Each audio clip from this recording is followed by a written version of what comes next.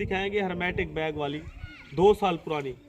अब कारी साहब इसका रेट लगाएंगे, फिर हम देखेंगे कि आज जो वैसे स्टॉक में पड़ी है, आम बैग में पड़ी है, तो इस बैग में क्या फ़र्क है।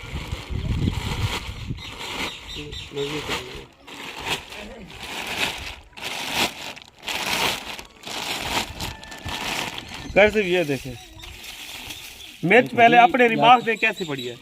मिर्च ठीक पड़ी है। ये भी जट बंदे हैं, जट हैं, उनको पता है, जिम्मेदार हैं।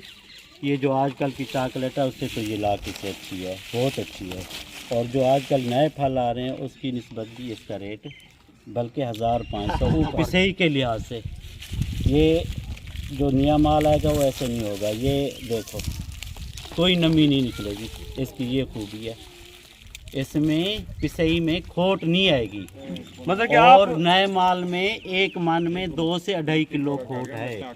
ये शायद इमरान साहब को भी पता हो या ना हो, लेकिन मुझे पता है कि 2 से 2.5 किलो खोट आएगी, 500 से 600 रुपए का फ़र्क पड़ेगा। और ये माल जो पड़ा है इसमें खोट नहीं है, मतलब कलर भी ठीक। देखें जी, आप भी देख सकते हैं, देखें।